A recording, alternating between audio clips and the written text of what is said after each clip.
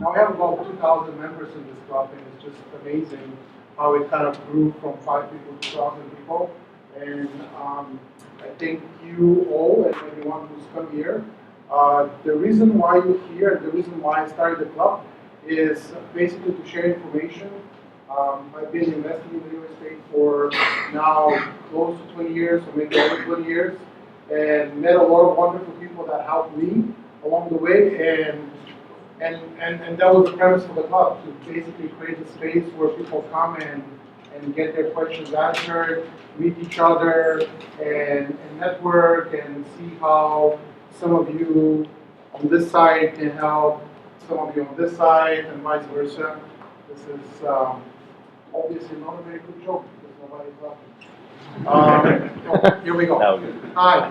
So what we do every month is I call people that I know personally, people that I respect, people that I know are good individuals and good business people out there, and I ask them to come and share their secrets, share their stories, share their teachings, share their experiences with all of us. Because I believe is that, you know, we pretty much have to give everything that we've got. So I'm of the mindset that I don't keep any secrets myself. Ask me anything, and I'll just tell you openly. And we live in this open society, open network, and the more we share, the more we actually gain. You know, it works like magic. I don't know how it works, but it works like magic. And you know, we're really not competing with anything. We're just competing with ourselves, but not necessarily competing with any other individuals, you know, in real estate. Most importantly, I want to encourage you to kind of network and get to know each other, because you know all the knowledge is right here. I truly believe that. So if you've come here with a question or a story, you know, we can find the answer tonight. And I hope you did come here with a question. I kind of ask people to come with a question every time. Otherwise, you know, otherwise it's just entertainment, and it's okay. But there is another club after that, and another club after that, and we don't get to do things if we just go to meetings. And on that note, like really, read one book, go to one meeting, and then get to work and do something. If you haven't started it, that's what I would suggest. And if that book has to be mine, that's okay too. But you know, there's wonderful books out there. Just want to finish with this story, because I can talk for a long time when I don't have to. Andy, you can probably confirm this. He just came back from Hong Kong, but we have a friend of ours who lives in Hong Kong, and he came back here for Christmas, and he lives in a 450 square foot condo, pays $2,500 US rent a month, and the condo is valued anywhere between $4 to $5 million in Hong Kong.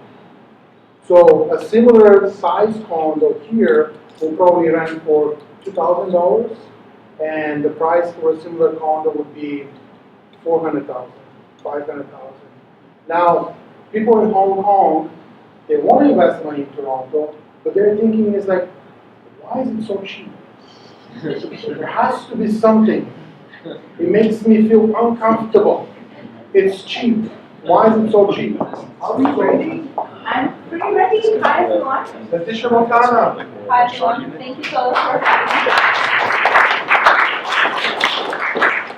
I'm honored to be invited to speak. I've been attending this group for the past 3 years, and I've learned a lot of things, and I've learned some things I shouldn't have done as a beginner real estate investor, in terms of things like tenant screening and hiring qualified contractors as opposed to, you know, somebody who will do the job cash with nothing written down. Like I've made a lot of mistakes as a beginner real estate investor.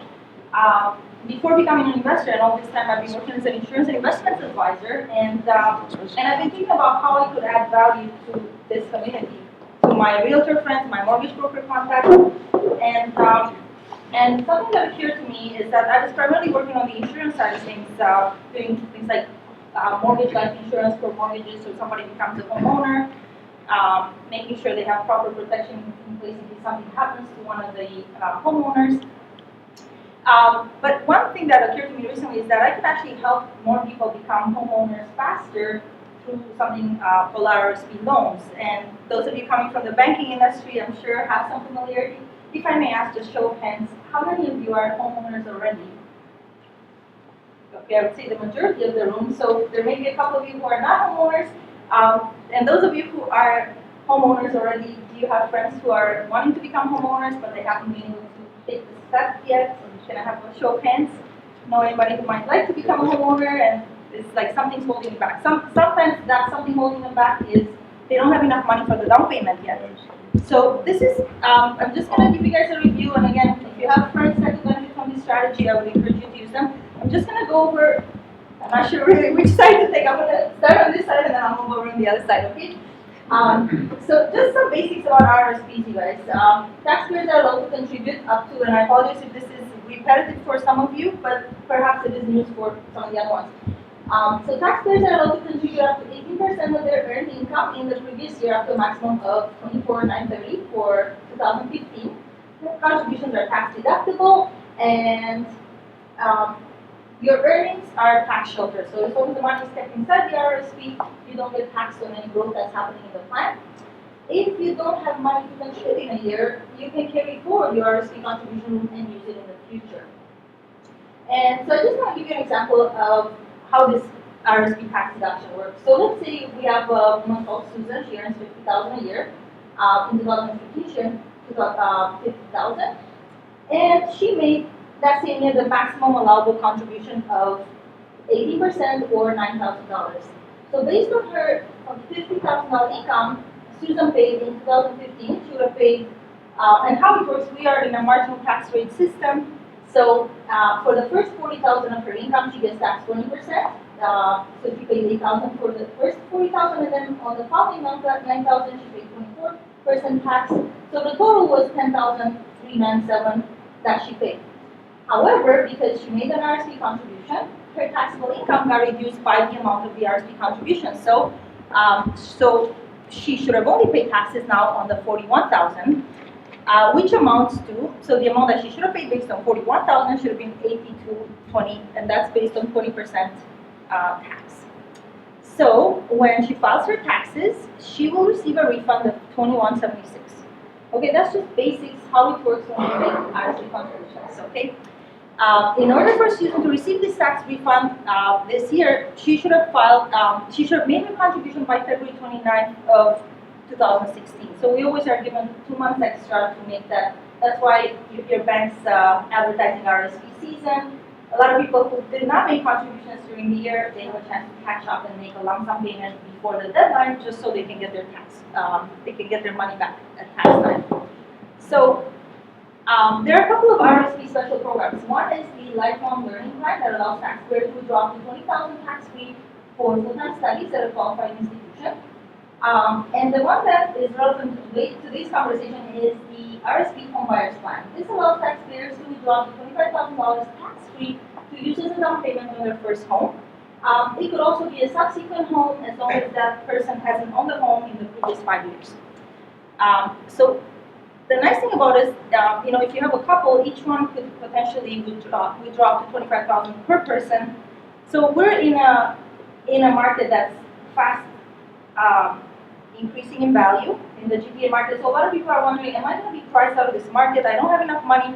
Oftentimes people have been educated to wait until they have 20% down, and that's just, that wisdom is kind of going out the window with the fast increasing real estate market. So as a first-time homebuyer, you can get in with even 5% down. So it's, now what happens if somebody doesn't have, now in order to make a withdrawal for the homebuyer's plan, now there are some stipulations. You can't just deposit $25,000 one day and pull out the money the next day. So the government requires that people wait at least 90 days. The funds have to mature 90 days before you can make your withdrawal for the homebuyer's plan. So money has to mature for 90 days into your RSP account.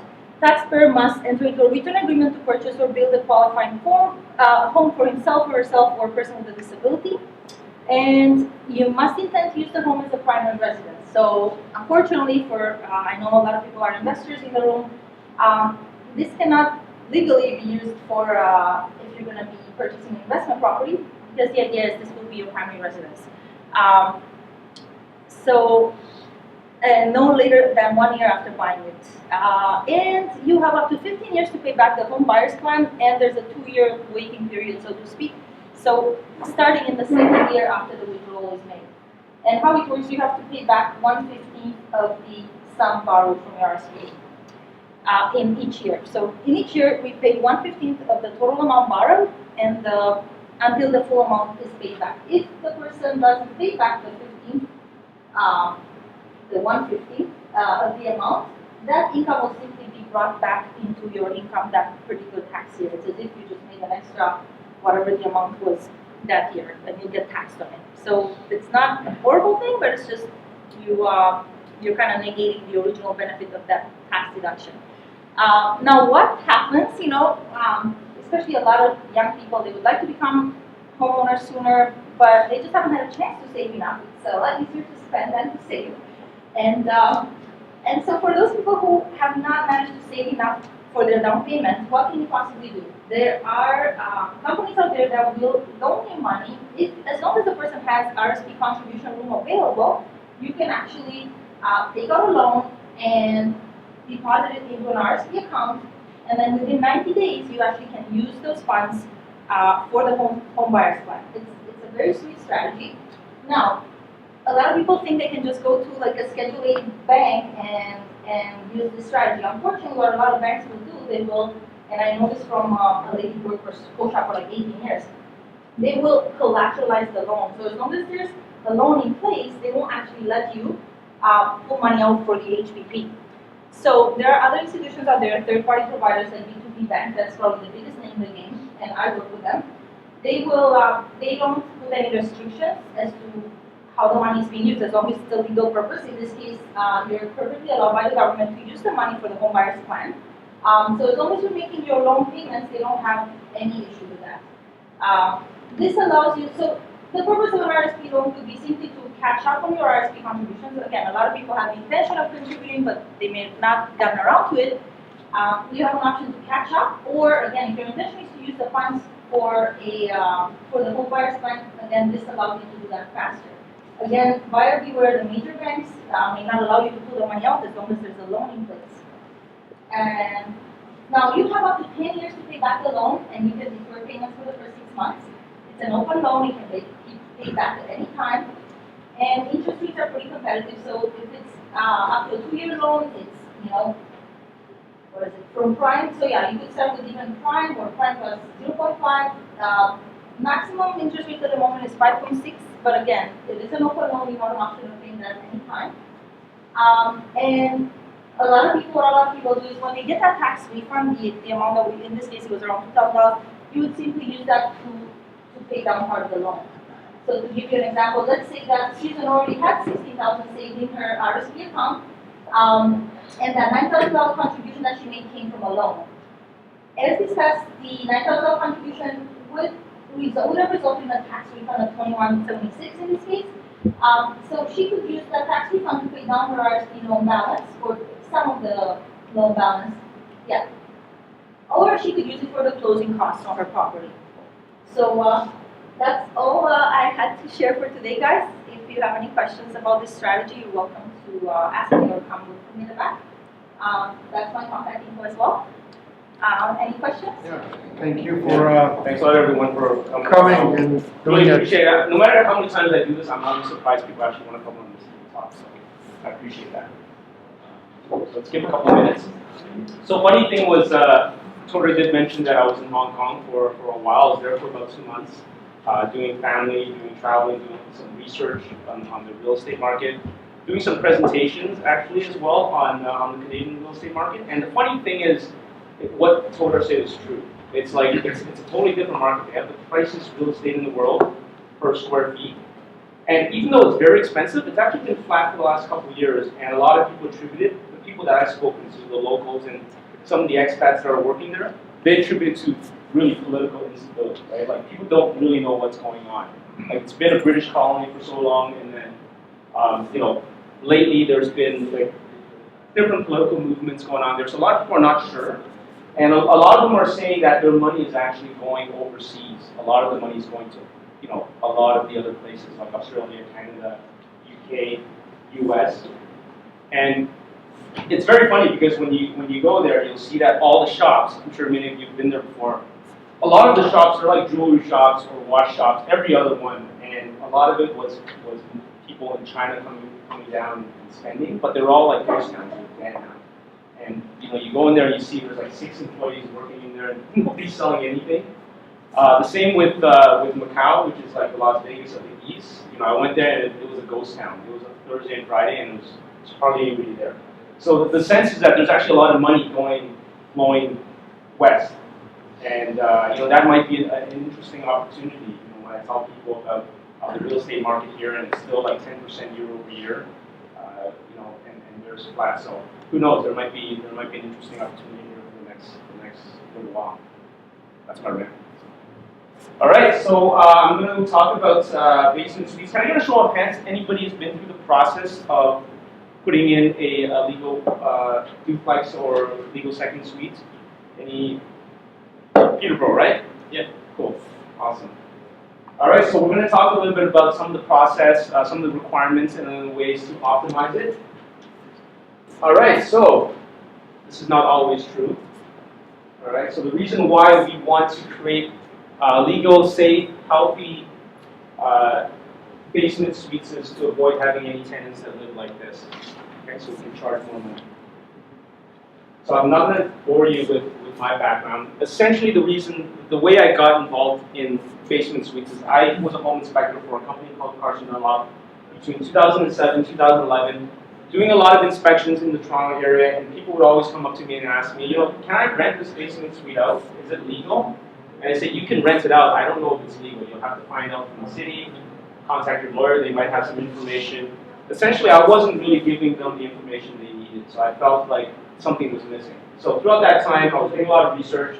And since 2011, I moved over to the education and training department at Carson Dunlop, training home inspectors, and at the same time doing a lot of research on basement suites, going through the process myself, created a RECO course, a continuing education course on secondary suites for realtors, and since then have become a consultant and doing design work for legal second suites as well. And that's really how I got involved in it, and a lot of interesting things and a lot of developments happened in the last couple of years. So what are the factors driving demand for well-built basement suites? So the biggest, first and foremost, is policy. So Bill 140, Affordable Housing Act, I'm going to get into that a little bit more detail later on, but essentially it's a provincial mandate to allow, to actually enforce municipalities to have policies in place to allow secondary suites. Okay? So in the past, every city had the right to say no. They didn't want it for whatever reason, because of constituents and people who didn't want it in their backyard, essentially. Other factors, obviously, much higher cost of ownership. A lot of people can't afford to buy houses unless they're going to partition it and rent out a portion of it. Another policy issue is CMHC does allow 100% of the income from a basement suite as part of the qualifying for a mortgage. We do need CMHC insurance. Housing affordability issues, of course. Definitely a growing trend of intergenerational living in one household. Okay, so you have their stats to show that a lot of adult children are staying home longer. There's actually elderly parents moving back in with their adult children. Definitely immigration, that plays a factor in having multiple generations living under one household. Okay, and also an interesting one is trends in the sharing economy. Right, Airbnb is huge. When I was in Asia, I pretty much just stayed in Airbnb because it made sense. I have 2 little ones, and it's impossible to go out and eat. So to have a place where you can have a kitchen and cook some meals, that's really nice. All right, so it's good to have places where people can rent out an entire unit as opposed to individual rooms. So they make sense from a homeowner perspective, of course, because the rental income offsets the cost of the mortgage and the ability to have separate autonomous units for family members. From a tenant standpoint, a basement apartment is typically cheaper than, say, a newer condo from a square footage standpoint. And they're also now able to access perhaps desirable neighborhoods, community amenities, schools, and things like that, where they may not have had that opportunity living in a condo. So you as real estate investors and real estate professionals, how can you benefit from this? Okay, so there is a favorable policy environment because a lot of the cities are dealing with affordable housing issues. There is a trend that a lot of counselors are asking planning and building departments to make it easy for people to create these secondary suites so that you provide more affordable housing. Definitely a high demand from homeowners and tenants. There are many suitable properties available in many cities. So in Toronto itself, you have a lot of these places that used to be the suburbs, like Scarborough, North York, Etobicoke. They're no longer the suburbs, right? They're considered core neighborhoods.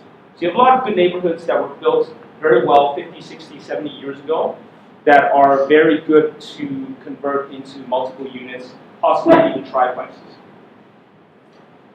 Big gains from changing the function of the original single-family home. Okay, so as real estate investors, we know that how we make money in real estate is through appreciation from the market, from cash flow, as well as from mortgage paydown. But if we can physically force appreciation on the property, right? If we can change the function of the property, add in an addition, put in a secondary suite, increase the value by 40%, well, that insulates us in case there's a downturn. And if there isn't a downturn, and things are still going to go like the way they've been going on for the past several years, then we get that extra gain. Right? So the big gain really from an investor standpoint is that you're changing the value, the physical value of the property. Okay, so very quickly, the agenda for the rest of the presentation, a little bit about the history and recent changes. I'm not going to dwell on that too much. The second part really focuses on the requirements. Okay, so requirements, there really are two things. There's the zoning bylaws, and then there's the building code and the various other codes such as fire and electrical. So we're going to cover some of the basics. And then number three, some additional items to optimize the function of the space. So not necessarily requirements, but how can you do renovations? How can you position the space of the basement suite to sort of maximize its function, reduce costs during construction, and reduce costs on an ongoing basis as well. We're going to talk a little bit about the process of getting the permits and doing a proper secondary suite, and then I'll show you case studies on some projects that I'm working with clients right now, and then I'll touch a little bit on my consultation service at the very end. So before 1994, essentially there are no rules, okay? If you had a basement apartment before 1994 and you can prove that it was done before then, it gets grandfathered in. That doesn't mean that it didn't need to have been done properly, but it's considered an older property. The new building codes don't apply. The only thing that does apply is the fire code, okay? So you need to ensure that you have proper egress, so exits for people. You have to have the proper fire alarms, things of that nature. But in terms of ceiling height, in terms of the width of the hallways and stairs, those things don't apply if the home is the basement suite existed pre-1994. Okay, so things like potentially lease agreements, tenants who were on voters lists, or even just a signed affidavit from the seller indicating that the unit existed there a long time ago, that's usually adequate to prove that it's an existing unit and you don't have to go through that arduous process to get it legalized. In 2000, the city of Toronto was the first city that, sorry, let me just back up here a little bit. So pre-1994, they allowed it, there was no issues, and then in 1994, I believe it was November, the province said that, we want you to allow basement apartments. A lot of municipalities said, no, we don't want this in the backyard. We don't want basement apartments because it needs more tenants, more parking. Our schools are going to be packed. We don't want it. So every city said no, right? So pretty much from 1994 to 2000, it was illegal everywhere. So Toronto, being an affordable housing sort of center of Ontario, said, no, you know what, we need to allow them because we don't have enough units. So since 2000, Toronto has had policies in place to allow secondary suites. And so that's why they're a lot more experienced in terms of dealing with this whole process. So 2012, Bill 140 came along, which is the Strong Communities Through Affordable Housing Act. This is a province-wide mandate that said, you know, it doesn't matter that you don't like it, right? The whole not in my backyard thing doesn't apply anymore because affordable housing is a real issue, not just in Toronto, but in the 905s in the greater Ontario area. So essentially, they have said to every city that you have to get your act together and set policies in place to allow secondary suites. So the cities with official policies, so Toronto's 2000, Ottawa 2005, and then really 2012 is when all the other cities started, 2012. Mississauga 2013, Markham 2014, Brampton, Barrie-Vaughan 2015. So pretty much all the major cities. And then Hamilton's always a question mark. So I have 4 projects that I'm working on right now, 3 of them in Hamilton. It's not easy. They actually don't officially have a secondary suite policy. They call it duplexing. And they have 7 different zones for a city of 500,000 people. And a lot of politics with it. So I'm dealing with that. I'm right in the middle of that right now, so I'll let you know how that goes later. Essentially, they have always had a duplex policy. And you can convert it. They don't actually, they go by the building code, but they have their special bylaw, which is section 19, bylaw 6593. So if anybody's investing in Hamilton and you want to know the process of doing conversions, it's good to know the building code, but then you can also Google section 19, bylaw 6593. Huge document. Section 19 talks about the basement requirements. So let's talk about the actual requirements right now. Okay, so we talked about zoning. So Toronto, Mississauga, Hamilton, pretty much everybody's on board. So this is really the first thing. If you don't have zoning to allow duplex or secondary suites, you can't do anything, right? So the very first thing is when you're considering purchasing a property and putting a secondary unit, find out from the city if that particular zone is allowed. In Toronto, pretty much everywhere is allowed, but there are certain pockets that don't allow it. So it's always good to contact the city first and find out. And then the other things, of course, are the different codes. So property and occupancy standards are things like room sizes, hallway widths, ceiling heights, things like that. And then you have your fire and electrical codes for safety. Are we good so far? Am I going too fast here? Good. So some of the property and occupancy standards, so height. Okay, so this is really the first thing you want to look for when you want to put in a secondary suite. You want to make sure you have the height. If you don't have the height, and you want to put it in and you can't get it legalized, then you're digging into the basement and that's tens of thousands of dollars, right? So you want to avoid that. Ceiling height is really the first thing. So 6 feet 5 after everything is finished is the minimum in most cities. Okay, so the top of the finished floor to the underside of the ceiling after the drywall has been applied. So there are spatial requirements as well, depending on the room. So as an example, there's a minimum requirement for the living room to be 145 square feet. The dining room has to be, I think, 40 square feet, and the kitchen is like 45 square feet. This is based on the assumption that the rooms are compartmentalized. If it's a big open space, like you have a common area, like living, dining, kitchen, which is very common, then those space constraints are actually reduced. Okay, so those are sort of things in the building code that you have to be aware of. So, sorry, if There's they're also open space? Sorry? If they're open concept, Yeah. what's the area? I don't have the number off the top of my head, but it is reduced. So as an example, let's say you have your living room at 145 and your kitchen at 45 and your dining room at 40. So it's roughly 230, 240. I know the number is around 200 if those 3 spaces are defined. That's the rough number. Thank you. There's also natural lighting requirements. So whenever you do any sort of new construction on the main floor, you have to have at least 10% of the floor space as glazing. So if a living room, let's say it's 200 square feet, you need to have 20 square feet of natural lighting on the windows coming in. In the basement, it's cut in half. So you would need 5%, for example, in the living room. And in the bedrooms, it's even less. It's 2.5%. So that's only specifically for natural lighting. There are also requirements for ventilation. And then, of course, there's requirements for exits, which we're going to discuss shortly. So in terms of containment, this is sort of fire safety. You want to make sure that if there is a fire, it's contained within the unit. Assuming it's 2 units, you want to make sure Obviously, hopefully whoever's in that unit is able to evacuate, but it also allows for enough time for occupants from the other unit to evacuate as well.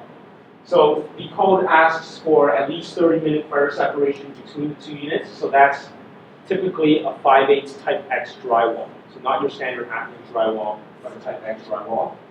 And then the furnace room, as an example, would require a 1-hour fire separation, which is double the 30 minutes. So you would need to have that 5/8 on both sides of the walls. So this is just sort of my example here of what a very common sort of bungalow type of secondary suite might look like, right? So you have your sort of side entrance, a few steps to get down, 800 to 1,000 square feet roughly. So let's say your furnace room is tucked in that corner. That wall needs to be 1 hour separated, which means you need 5/8 drywall on both sides of that wall. And then on the ceiling of that wall, you would need 2 layers of that that type X 5/8 drywall. What about doors? Doors also need the 1 hour fire separation. Same for the furnace For the furnace room, right? So you can have specifically fire-rated type of wood doors, but in my own house when I did it, I just used an exterior metal door from Home Depot, $90, and that's definitely way more than 1 hour. And then you have to install self-closers. I think I have that next picture. Right there. That's my furnace room. And you need to have a self-closer. This is a commercial grade self-closer. Because I go in there and grab my tools a lot, so it's definitely handy to have, a good commercial grade one. So 1 hour fire rated steel door with self-closing device in the furnace room. So the next thing for fire safety is means of egress. What that means is the ability for people to exit out of the house. Generally speaking, you want 2 sources of egress. So you're going to have a main door, of course, somewhere coming into the unit. The minimum requirement is 32 by 78 inches for that door. And then usually you need to have a window somewhere else in the space. I recommend putting it in the bedroom. If there is a fire, that's usually the most vulnerable spot for people when they're sleeping. So having it in the bedroom is ideal. On the opposite end of where the door is. Minimum size is roughly 4 square feet. Opening with no dimension less than 15 inches. So a lot of people get confused by that. So they look at, for example, the most common type of basement window is those slider windows. You can't count that entire spot. You can only count the portion where it actually slides open. Right? So the way around that, without having to make a bigger window, is to change that to a egress casement type of window, the ones you sort of crank and open. And if it opens all the way, that opening counts towards that 3.8 square feet requirement. And then if your window exits into a window well, Yes.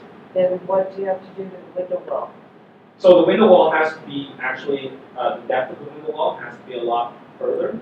Again, I don't have the number off the top of my head, but once it opens, you still need to have an additional amount.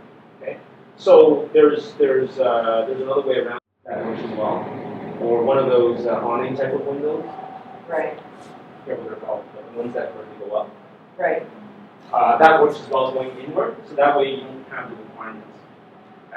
You still need to have a certain depth of the window wall, but Right. if it opens out, then you need to add a More, further right. amount.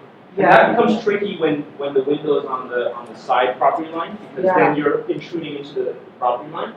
So when it comes to things like Or the escape wall. windows, it's always good to try to place them either in the front or the back, then you don't deal with that property line issue. I'll talk about that actually when we talk about some of the things to look for when you guys are looking for properties that are suitable for secondary suites. What sort of things to look for in terms of proximity to the neighbors. So first with it. All right. So finish off fire detection in early warnings. So essentially alarming people if there is a fire. So the code says that the standard smoke alarms are okay as long as you have a 30-minute fire separation. And then the interconnected smoke alarms in each unit if there's a 15-minute fire separation. So the idea is that because a lot of times, the basement's already finished, they've sort of put this in just so that, if let's say you already have drywall in there, they don't expect you to actually rip that down and put in new drywall. Some cities allow this, some cities don't. They'll say you can keep the existing drywall, but we want the alarms to be interconnected. Okay, so if it goes off in one unit, the other unit has to go off at the same time, so they're notified. These are all things to sort of improve the safety incrementally, right? It's not 100% bulletproof, but putting in all these things, sort of the idea is that it adds to the overall safety of the property. The other requirement that's not on here is there's a new fire code requirement for a strobe, so basically a light on the fire alarm. So just the sound isn't enough. There needs to be sort of a light strobe feature now. Okay, so that's something that's really only in the last year or so. So once again, fire code is really the only one that is retroactive, right? Building code and electrical code, you don't actually have to change it to today's standards, but fire code, you do need to change. You need to stay up to date with that. So as landlords, whenever there's a new fire code requirement, you guys have to stay on top of that. It's like when they say it's not enough to have a smoke alarm, in these spots, you need to have them in every room, or now you need to have carbon monoxide detectors. Those things are part of the fire code that you have to stay up to date on. So suppression is the assumption that fire has already happened, and what can you do? Sprinklers is something that if you actually have them throughout the two units, a lot of those requirements that I've stated are relaxed. However, you're not going to have sprinklers typically in a residential sort of single-family home. So it makes sense to follow all the other rules. In some cities, I know Guelph as well as Oshawa, sprinklers are required in the furnace room itself, which is pretty easy because you just have to connect it to one of the supply pipes. And the other thing you need is what's called an induct smoke detector. So in the past, they've asked for duplexes and second suites to have its own furnace, right? That's very cost prohibitive. It's also very cumbersome to install. It takes up a lot of space, and it adds a lot more money. So what they've done is they've allowed single furnaces to be shared by, as long as you deal with safety, which is with this induct smoke detector here.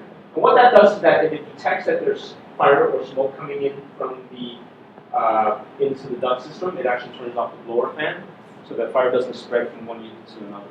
This is sort of an expensive item, and not a lot of furnace guys know how to install this. And it's about $1,000, right? So it's not cheap, but it's better than installing a separate furnace and air conditioner system and a separate duct system. So I have a client right now, his previous conversion to a secondary suite, he actually, his designer designed in two separate furnaces, and he had to spend an extra $15,000, and it made the space a lot smaller. So when I told him about this, he was pretty happy to do it.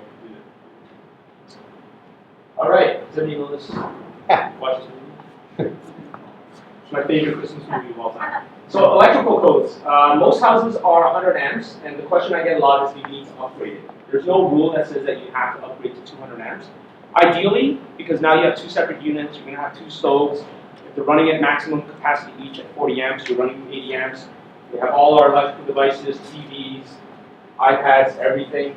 That can be an issue, but there is no requirement. It depends, okay? Definitely, if you have electric baseboard heaters or if you have, let's say, an electric furnace, then you probably need to upgrade to 200 amps.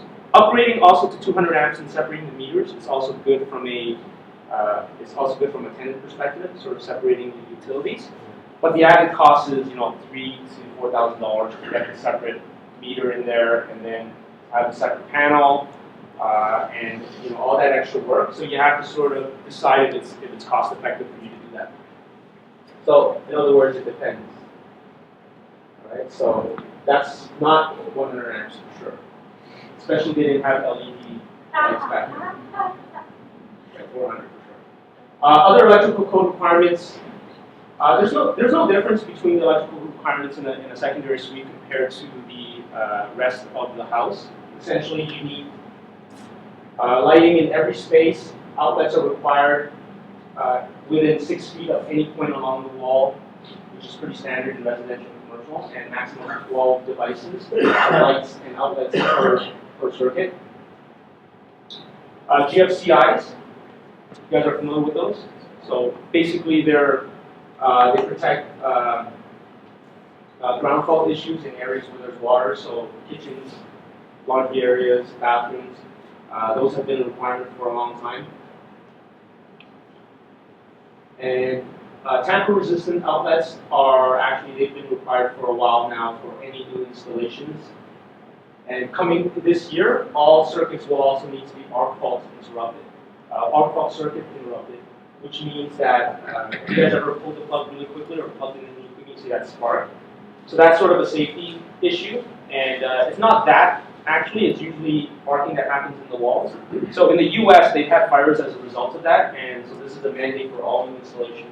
It's probably going to happen this fall, and that's just a little bit more work that needs to be done. So those are sort of the requirements. Now I'm going to talk about some of the other items that you should consider when you're adding in a secondary suite. So basement leakage is very important. Most of the secondary suites are in basements, and we want to make sure that it's a comfortable space, right? So even if it's not a secondary suite, if you're putting in a finished basement, even just for a rec room or a TV room, we want to make sure it's dry. Anybody that's using the space, you don't want them to breathe in any sort of mold. So this is actually a basement that we did a home inspection on.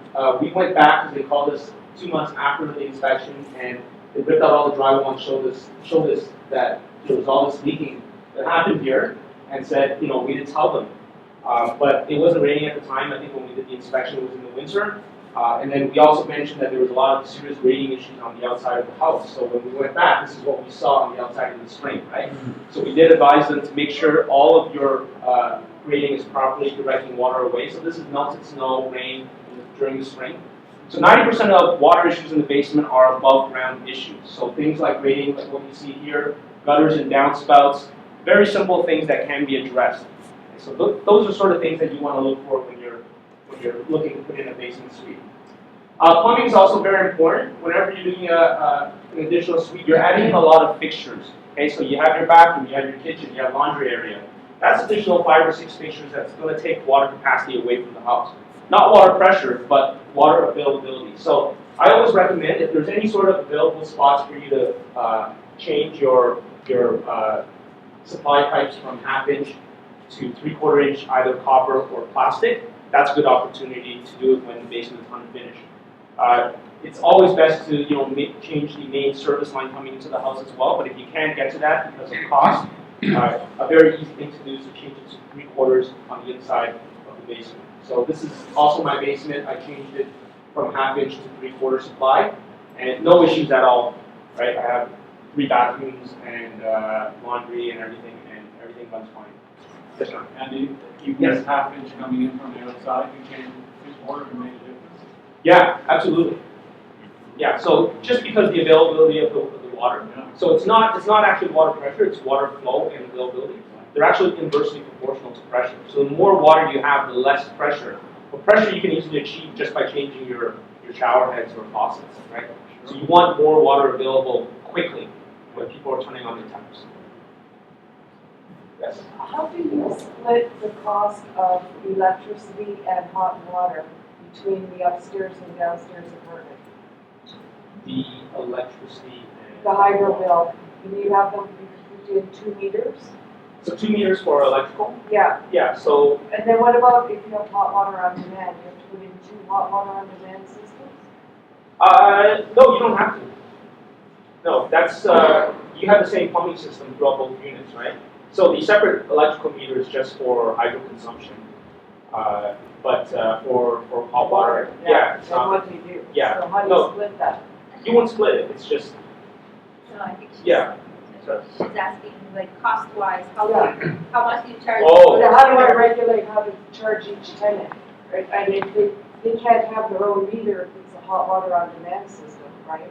Yeah. So that's something that you would divide possibly like upstairs and downstairs, maybe 60-40.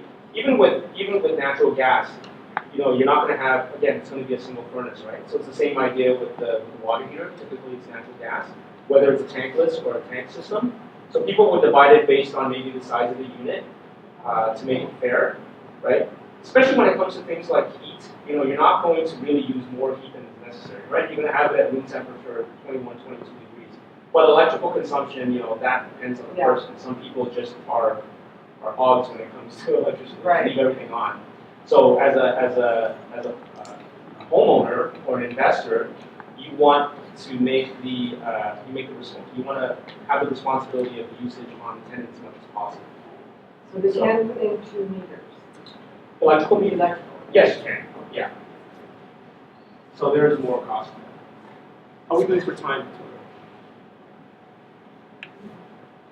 Todor, are we okay for time? I'm probably about like 2/3 of the way through. Perfect. Yeah, we're good. Okay.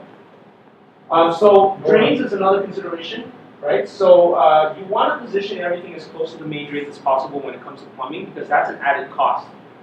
So things like your kitchen sinks, your bathrooms, positioning it as close to the main drain. That's why it's very important to do proper planning at the beginning, because excavating and connecting your supply drains and venting to the drains, that's expensive, right? It's usually $700 per linear feet to excavate. So this is a bathroom where we have to connect the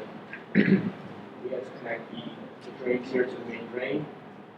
So to find out, you actually just identify where your main stack is, where the clean out is. So assuming this is the front of the house, the clean out's somewhere in the front, usually in the middle, somewhere either outside or inside, and you just draw a line between the main stack. This is sort of where you want to position everything as much as possible in terms of plumbing. Mechanical is very important as well, so the comfort of the space.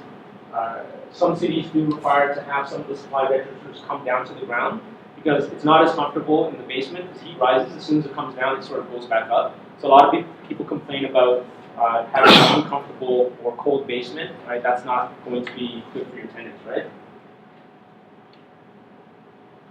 Insulation, obviously, is important as well for minimizing heat loss and comfort. So this is also my basement. I did spray foam insulation, and it's the warmest area in my entire house. Insulation is also required for acoustics. So this is rock salt safe and sound in between the joists. So this reduces sound and also does protect against fire as well. So that's a requirement for separating basements. And in some cities, you can't install the drywall directly on the joists.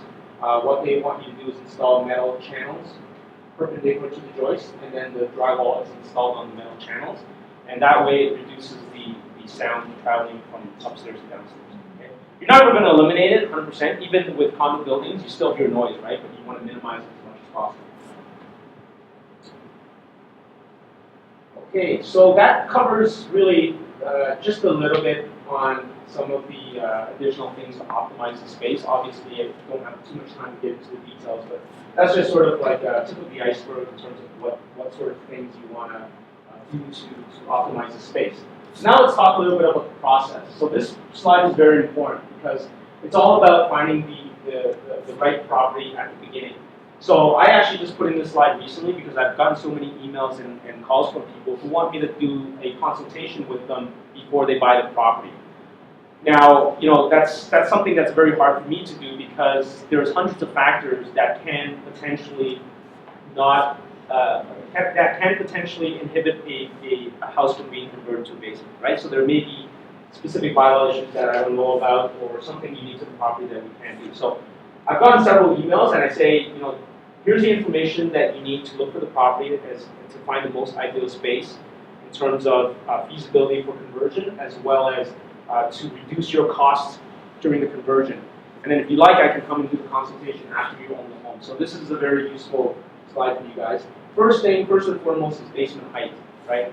The building code actually requires 6 feet 11, but for renovations, if the house is older than 5 years old, they consider that a renovation, and 6 feet 5 is adequate. This is after all renovations, so drywall to the finished floor. Parking availability, also very important, so you want to make sure that you have 2 parking spots available. In most cities outside of Toronto, they require side-by-side parking. Okay? The idea is that if it's tandem parking, you're blocking one person, right? So they can't exit as the other person exits. I believe in Toronto, tandem parking is allowed. And so that creates a different issue because now you have to widen your driveway to a certain extent. And then a lot of cities also have little bylaws to say that you can't have more than 50% of your lawn, of your frontage, more than 50% is driveway. At least 50% has to be landscape green space. So those are sort of things that you have to look out for if you're outside of Toronto. So 2 cities, Oshawa and Hamilton, that's something that we're doing. Yes, Letitia? Can street parking account come into effect? With street parking Yes. considered as one Yes of and the no, yeah, depends on the neighborhood. So if you're in the beaches where nobody has a parking spot, right? So then in the requirement bylaws, you still need to have parking. But what you do is you would have to apply for a minor variance with the Committee of Adjustments. And if there's proper public transit, then usually that's not going to be an issue. The only issue is that whenever you have to go through the committee and you have to get a hearing for a minor variance, that adds time to the project, right? So I think the hearing for Committee of Adjustments in Toronto right now is like 3 months or something like that.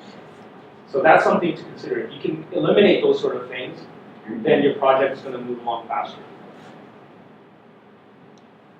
Size of the unit to accommodate space requirements. We mentioned the things about the bedrooms and the living rooms. Right? Generally speaking, you want at least 700-800 square feet to do a proper basement suite. Anything smaller is going to be difficult. A lot of the older properties, a lot of the semis, some of the smaller houses, for example, in the beaches, those are a little bit more difficult. Some of them might work for studio units. In Hamilton, there's actually a bylaw to say that it has to be at least 700 square feet. That's a city bylaw that supersedes the code. A lot of stuff with Hamilton. This is another thing that's a little unique, side setbacks to property line. Okay, so whenever you're putting in a new unit, suite, even though it's a renovation, they consider new use. So you're putting in, you're creating a new space, right? And the code applies in this situation. So whenever you have windows on a new space, you need to have proper setback to the property. So you want to make sure that there's at least 4 feet. I believe it's 1.2 meters in the code, which is about 4 feet, of distance between your house and the property line. Not the neighbor's property, and not the neighbor's property, but the property line, right? To confuse things even further, you won't even know because sometimes the fence is actually not where the property line is. So really the only way to know is if there's a survey. So all things being equal, if you're looking at several houses, get the one with, the most setback. Otherwise, the only other way around that is if you don't have any windows along that wall. Okay, but you probably still need to apply for a variance because it's also a bylaw. Yes, sir. Doesn't that setback rule limiting on properties in dense area? Yes, yeah, it does. And so in those situations, that's why you probably would have to have the windows for those spaces, Right. in either in the front or the back. And you would still likely need to get a minor variance because of the fact that you're so close to the property line. So the setback rule is related to the window at the side? Yes, What yeah, about just, the yeah. door? Just That's the door for the units? if the side is the door for the unit. Does that apply as well? That's a good. I haven't done any properties in Toronto where it's been really close. Like I've done consultations for people, but I haven't gone through the actual sort of permit process. So I don't have an answer on that. Generally speaking, my experience with the City of Toronto is that they are more conducive to making things work when it comes to bylaws as opposed to the code. The code is the code, right? Like you can't really change that, right? Because then you're going against what the law is. But with bylaws, it's kind of like playground rules. You can tweak around that, and it depends on. A lot of times it's bad to say, but it depends on which side of the bed the inspector woke up at, and or the examiner. A quick question, you mentioned that in Hamilton, it seems like there are a lot of driveways, or a lot of front yards that have been paved over, or they're allowing full frontage, not the whole width. Is that Did you say it was 50%? In the bylaws, it's 50% at least has to be green space. So what has happened in that instance then? Has somebody done something illegally with it? Yeah. Yeah, usually if you see it's all been paid It's all through, been paid, yeah. it's usually illegal and the neighbors haven't complained yet. Because if they do complain and the city comes, they're going to tell them to convert it back to 50% green space. Do you think it's been grandfathered in like years ago that maybe they Maybe, yeah. something like that? Maybe, I'm not sure. Yeah. But if somebody were to try to do it now, Yeah, would be- they would, and they get a complaint from the neighbor, the city would come in. So, yeah, we'd tell them to put it back. Just generally speaking, a good amount of windows and size of the windows. That way, if you do have to do egress, you don't actually have to change the window space because that's structural. If it's an egress window, like, is there a limit? Like, does it need to be so far from the ground so that someone can actually climb out? Yeah, that's an interesting question. It depends on where the exit door is. If the exit door is on the is sort of if it has a dedicated exit, sort of like those bungalows that I showed you, where you go up the side and you exit, then there's no specified requirement in terms of the height. If the exit door is through the unit upstairs, then there needs to be some sort of a step up into it. So there's a little kind of very detailed things in the code that they require. So it's not, and I think the window has to be larger too. So that 3.8 square feet that I showed you guys earlier, that's assuming there's a dedicated entrance for that unit. But if there isn't a dedicated entrance and you have to go through the unit, it's a larger window. So a lot of those little intricacies in the code that the inspector may or may not pick up. Generally, if you're looking for an opportunity and you're in a basement and it has good sized windows, even if they are up relatively high, Yeah. if it has a separate entrance, Yeah. it should be okay. Yeah, and even if the window's high, to cut into the foundation to make it lower, that's not the end of the world. That's pretty easy to do. That's not structural, right? It's when you have to widen the window, then you have to support it with a proper header. That's where it gets complicated. So if you just had to increase it for, let's say, natural lighting, or even just so that you have easier access, cutting, a foot into the foundation down is not easy. It's not hard to do. You might even have to put in a window well though, but that's doable. Right? So this is sort of the importance in priority, right? Height being the most important, and then all the other things being less important, I would say. Separate entrance to the basement is a good thing to have. Again, even if the unit is access to the basement is through the middle of the house, that's okay as well. But a lot of people don't like to have that unless it's a family member or a nanny or something, right? You want to have separate entrances. So the process, the first thing, of course, is contact the city hall to make sure that you are in a zoning area that does allow it. Most of the Toronto boundaries do allow secondary suites. So the process is you need to submit drawings. So this includes floor plans, cross sections, elevations, site plans. They can be done by a licensed architect, such as Lowell here. They can be done by a professional engineer or somebody who's a licensed BCIN, which is somebody who knows the building code, licensed designer. And you, as a homeowner, can do it yourself as well. If you're comfortable doing some drafting and familiar with the building code, you can do it yourself. In most cases, you'll always, 90% of the time, you're going to need a survey because the survey is going to identify the property lot lines and it's going to show how much space you have for parking, that sort of stuff. If you don't have a survey, the next best thing is potentially a site plan that's been used previously. So whenever you're buying a house, try to get as much stuff from the seller as possible, whatever they have. Sometimes they have documents buried away. Try to force them if they did mention that they might have something. Try to see if you can get those documents because that could save you a lot of money and headaches later on. And if you're lucky, you might see a document that says that there was a basement apartment here 30 years ago. All right, so survey. I mean, if you have to get one done, they're expensive, right? They're like, what is it, $1,500 now to get a survey done, and it takes a long time to even just get a land surveyor out. What was your experience? It's slightly less than 1,100 or so. But, weeks. Yeah. So who can complete the construction? Really no licensing requirements for things like framing, insulation, drywall. I know that there is a municipal license in Toronto. But generally these things are general contractor tradespeople The ones that do require licenses and are regulated are electrical, plumbing, and mechanical.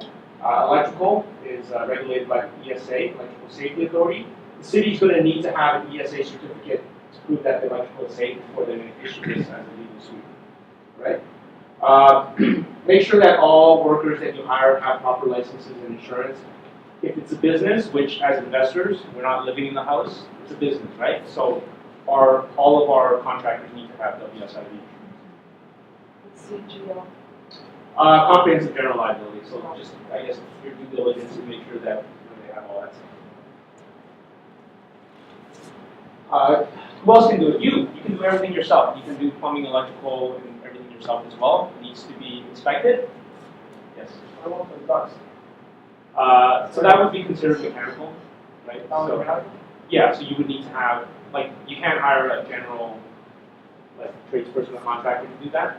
Technically, it's supposed to be a licensed mechanical person because there are size requirements for like, yeah, airflow, exactly. All right, so you can do it yourself if you feel fine.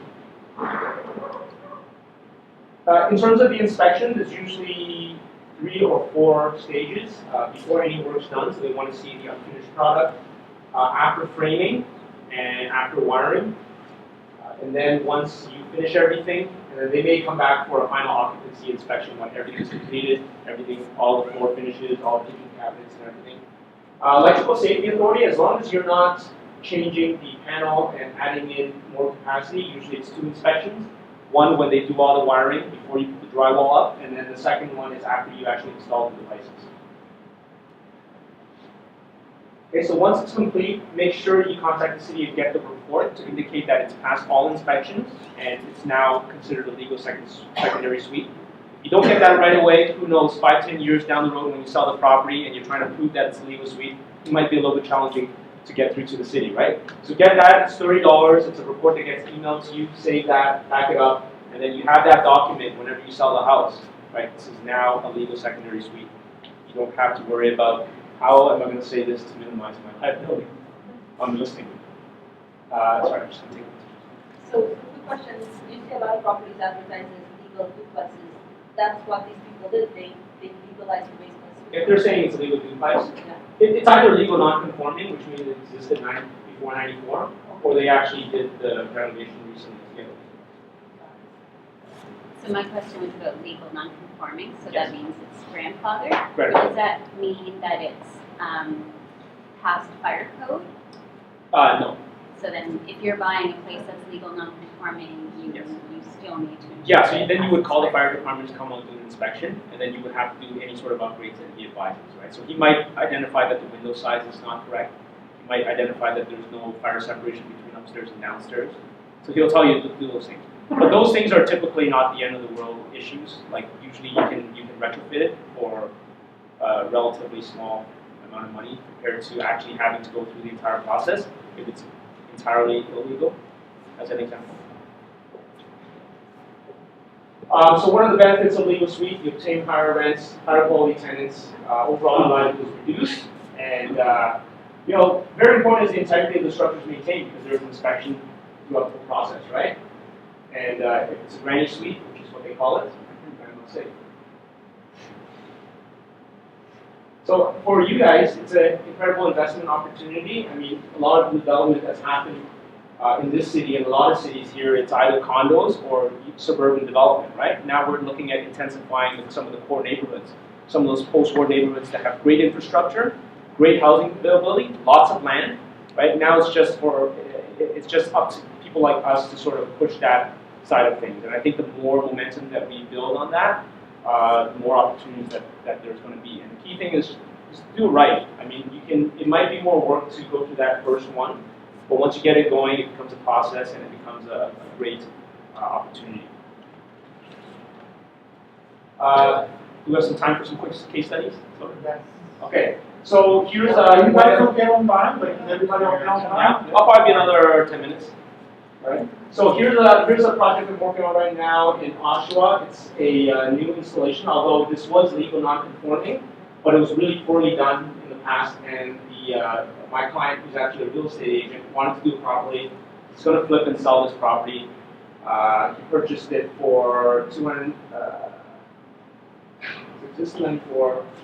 Oh, before I discuss that, so this actually got past all the Oshawa bylaws because the seller was willing to go with him to the city and sign an affidavit in front of the building official, so that he actually got past bylaws. So he didn't have to worry about the parking issue on the outside and in any of the zoning stuff, just the inside of the house. Okay, so this is what it looks like. Obviously, you don't have proper ceiling. I mean, you're not going to be able to rent this for as much as you'd like to. It's a good area in Oshawa, just north of the 401 on Stevenson. So he's expecting a really good tenant base, but he's actually going to flip this house. This is, as of 2 weeks ago, I went there just to check up on the process. Purchase price of November 2015, $350,000. Rental cost, including some cosmetic work that's upstairs, is $55,000. And based on his analysis of the market, something with a secondary suite is $500,000, and possibly even more because his is going to be a bigger suite. Yes. Sorry, just a question about cost. In your experience, is it more cost effective to buy and be like a non-conforming suite, or is it more cost effective to just start from scratch? And like, which one is usually, in your experience, cheaper? I haven't really been doing any sort of purchases on my own for like legal or not. It's really just I'm sort of focusing on the technical side, Okay. but not from a cost perspective, from the ease of conversion. If it's legal non-conforming, you're already like 80% there. Miles ahead. Yeah, yeah. So Okay. now if you're looking at it like how much am I going to spend on the renovation on this legal non-conforming? Yeah. I mean, it may be okay. Maybe it just needs a new kitchen and some paint, Yeah. and then you're good to go. And some fire safety issues. Mhm. But then if it's an entirely unfinished basement, then you're looking at 25, 30, 40 grand depending on the finish, right? So I guess you have to compare more, right? So in terms of actual cost, I don't have those numbers, but if it's legal non-conforming, you're way ahead. But generally, There's not that many. yeah, that's the Not thing. that- There's not that not many, that and many. generally people Yeah. pay charge a premium for it because it's already Yeah. there, as opposed to it having a raw basement. Yeah, and so that's why it's good to maybe look at stuff where either it's unfinished, it's an empty canvas, and maybe you're paying a little less to get it finished. I mean, you're paying a little less for the property, so it compensates. Or it could be something where it's a finished basement. Maybe it's not a apartment. Maybe it's just a rec room, but it's really nice, and all you have to do is add in the kitchen. That might make sense as well, right? So a lot of times, they will. You just have to sort of add that into the drawings that you're converting it. And they'll be okay with that. Again, within the city of Toronto, because the process has been around for 15 years, it's generally a lot easier to deal with than some of the peripheral cities, in my experience anyways. I can probably add on to this. A few years ago, the cities can say no to you creating a legal basement based on zoning requirements, but now the province is mandating to all the cities that they have to allow for legal basement suites, for secondary suites. So it's the law now in Ontario. So as long as you follow up the requirements from the city on how it should be done, you should be okay. So there's nowadays there's really no benefit from buying a you don't really have to compete to go and look at those legal non-conforming basement suites. You can just buy any house that has the potential, and then the city will allow it, provided that you follow all of the guidelines for that city.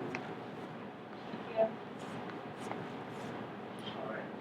So this is another house that's actually also in the process. This is in Hamilton, and this is already an existing secondary suite. And so my client actually was doing renovations to get it ready to get it rented out, and he got a neighbor complaint. So when he got a neighbor complaint, the city called in and flagged him and says, "What are you doing here?" "Well, I'm doing renovations, there's a kitchen in there, I'm going to rent it out," and they said you can't do it because this is not a legal suite. So he called me out of necessity from a complaint from the neighbor. And this is what the suite looks like. So we're looking at the common family room here. This side is where the kitchen is. It's a 2-bedroom. There are a few things. There weren't that many things in here that really was deficient. So we put together the drawings. We put a window on this side. And so we're going through the process right now. We just got the permit, so he's going to get a contractor to get this updated very soon. So this is a part of the drawings that we put together where that family room is. So in the previous one, that window here is this window. So we just added in another big window here to increase the natural lighting in the area and increase, make egress available. And other than that, we had to separate the furnace room. We had to change the ceiling in one area. That's pretty much it. So we estimate the cost, including the design and everything, is roughly, to get everything up to speed, around $10,000. He thinks the rental potential is about $1,000 a month. So this is something that's existing. There is a kitchen in there, and we're just treating it as we're doing a new sort of installation of a secondary suite. So the bonus here is we're legally preventing the neighbor from complaining. So this is my house in Scarborough, in Legion Court neighborhood. So this is an existing 4-bedroom 1960s back split. I purchased this from the original homeowners from, they moved in 1968. And still had the pink tub and the shag carpet. It's all good. It's a great house, I feel. So a 4-bedroom back split, I converted it into a legal 3-bedroom main unit and 2-bedroom basement unit. I got the permit back in 2010. Finished it 2 years later on the weekends. So I had a good number of windows for egress as well as for daylight, right? So this is my hand sketch of the back split. So the good thing about these kind of back splits is that compared to a bungalow, your secondary unit is entirely in the basement, right? And for a lot of people, it's sort of that stigma of living in a basement. So with a back split, we have a portion of the secondary unit on the main floor, and there's actually direct access to this from this unit to the backyard. So it's actually quite appealing. So it's a 2-bedroom bottom unit and a 3-bedroom like main unit, both access to the outside. So that works well for a lot of people. You know, even if, let's say, you're not renting it out, you know, even like 2 families, you know, this is something that's a good option for people who want to get into the market. But really, I mean, who can afford, like, what regular family, you know, average family can afford a single family detached house these days, right? So this is a good option for a lot of people. So from the numbers, cost me about $25,000, and my estimate if I were to rent it out, maybe $12,000. Walking distance is good.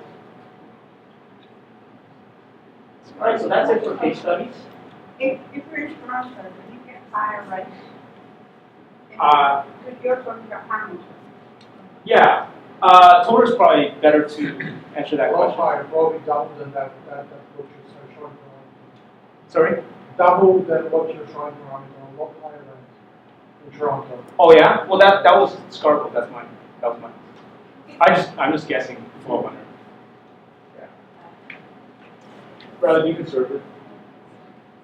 So that's it. I'll just take 2 minutes to yes. Yeah, because about the natural lighting in your basement. Yes. There's not many of the basements that even if it's a detached house, the other houses are kind of close, and the window's not that high up. Yeah. So it's kind of like there's no really natural lighting going on. Yeah. So how can you work on? Well, the funny thing with those houses is when they're really close together. Are you talking about sort of like downtown East End houses where like semi-detached? Those North York houses that you can see. No. Well, North York houses very low windows. with very North York. very low Like windows. very low windows, like practically on the ground. Yeah, it doesn't matter that it's low because you can have window wells and that's still treated the same way in terms of natural lighting requirements. But because of the position, not sunlight, or like vegetation or something. Yeah, they don't care about how many, you know, how much actual sunlight gets in, as long as the glazing size fits from a sort of a policy standpoint. They don't really care about that as long as there's actual windows. But you know, from your perspective, if you want actual natural lighting because the basement's low and dark and When you dingy, say natural lighting, then you bring in. Sorry? When you say natural lighting, that's what I figured it's not like. Yeah. I mean, everybody can put lamps and everything. Yeah, so for natural lighting requirements, as long as you have the window sizes, even if it's really low and it's a window well, that's all that matters. They don't care. And then you can create as much kind of artificial lighting as you want to make it a bright space. Okay. Yeah. Lots of fun. Yes. So just a question back to the provincial mandate to allow secondary suites. Yes. What if it's not a basement suite? Like what if it's, like, does it mean that if you have a secondary dwelling, like a garage, you could put an apartment on top of that, and that would automatically be allowed? Okay. Let me answer that question after I just sort of finish up here, and then maybe I'll take your question first, and then any other additional questions. Because that's sort of a long, kind of complicated one. So if it's okay, I'll just take a couple minutes to just go over my my service, if that's okay. So I do an on-site consultation service right now in the GTA and outside the GTA as well. So the two things that I focus on are the requirements, which is things like room sizes, natural lighting, ventilation, fire safety, how ideal that property is to be converted, and then we also focus on optimization, some of the other things that we talked about, so water management, plumbing, energy efficiency, electrical capacity, heating and cooling distribution. So the clients that I've had where they've done a consultation, they found it very useful, and the information they're implementing to get a legal secondary suite, that really helps them increase the value of the house. And then as an additional service, if you're interested, we also do a draft design that you can use. And then I also work with licensed designers where if you were to do the consultation, that fee gets reduced from the design cost. So this is just a sample sort of conceptual design I put together. Usually I have dimensions and everything so you know the size of the rooms. Okay, so my service for an on-site consultation is $400, which is roughly the same as a home inspection. If you need to get a draft design as well, that's $600. All right, so today only, special thank you to Todor and the Real Estate Network. If you sign up on my site, which is on that clipboard there, you can have $100 off either consultation, redeemable at any time. And yeah, hopefully, you know, if you guys have any questions, you can always call me or shoot me an email as well. So sorry, let me just finish one more slide here. So this is just a sample design. This is actually for that Oshawa house, so it's a little bit busy here, but this is a living room, dining room, kitchen. We try to design it so that it reflects a lot of the upper space because you want the space to be mirrored in a certain way. You don't want to have somebody upstairs kind of watching Netflix 2 a.m. in the morning, you know, really loud in the bedroom, somewhere sleeping downstairs, right? So we try to consider those factors as well. Two bedrooms, so that's the one in Oshawa, and hopefully that gets done pretty soon. So that's just a sample of the permanent drawings that we submit to the city. These are some sample renderings of basement suites. So this is, I like to think that this is a far cry from people's perceptions of basement apartments. You know, dark, dingy places. You know, I wouldn't mind living in a place like this. So if we can create these kind of spaces, definitely we're going to attract the tenants that are professional, higher paying, and even home buyers when we sell. All right, so if you have any questions, you can send me an email anytime, that email address. I'm also putting together a book, Legal Second Suites, a beginner's guide, which covers really all the information that I have discussed, and then some more detailed technical information as well. So if you sign up on my site on that clipboard, I will put you on the list, and I'll send you an email coupon. If you ever were to get a consultation from me, I'll have that discount. All right, thanks very much, everybody.